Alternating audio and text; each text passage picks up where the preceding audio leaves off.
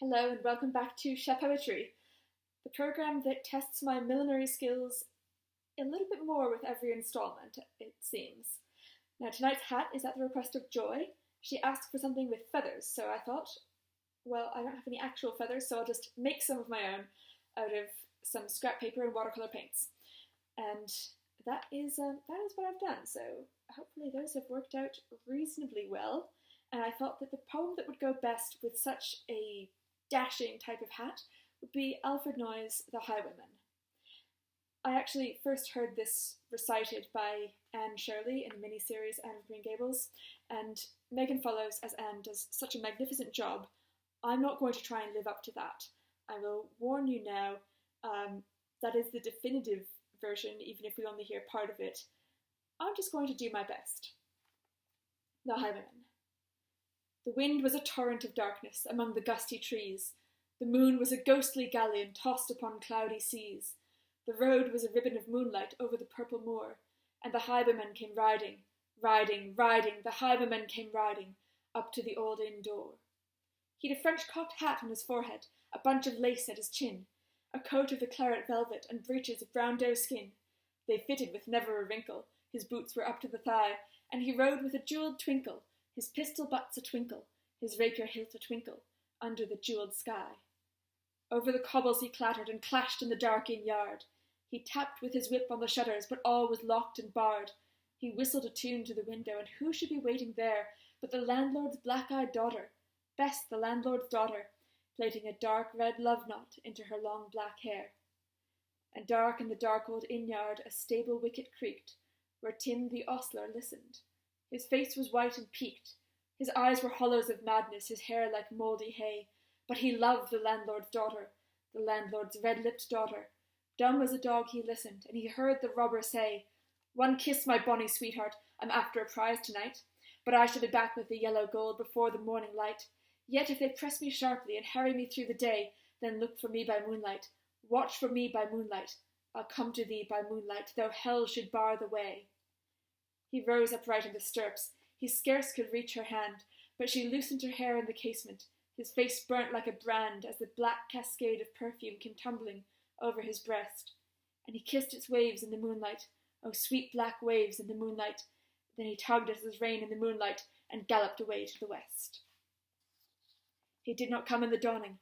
He did not come at noon, and out of the tawny sunset before the rise of the moon, when the road was a coloured ribbon looping the purple moor, a redcoat troop came marching, marching, marching. King George's men came marching up to the old inn door.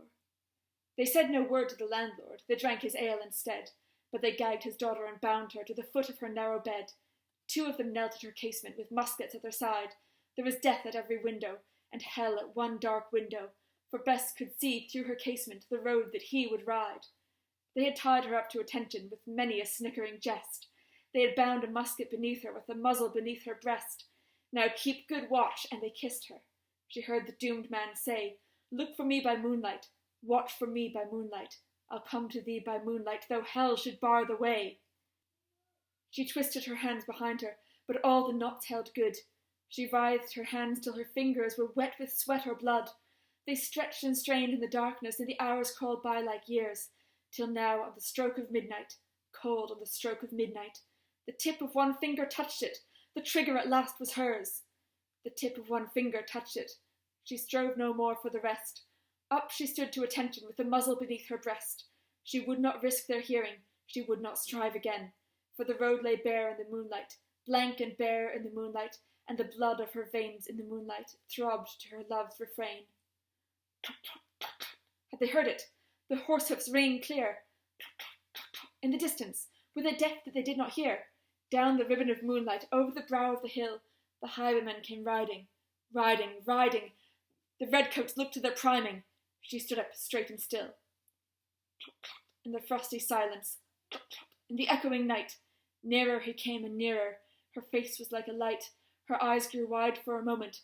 She drew one last deep breath, that her finger moved in the moonlight. Her musket shattered the moonlight, shattered her breast in the moonlight, and warned him with her death. He turned. He spurred to the west. He did not know who stood, bowed with her head o'er the musket, drenched with her own blood.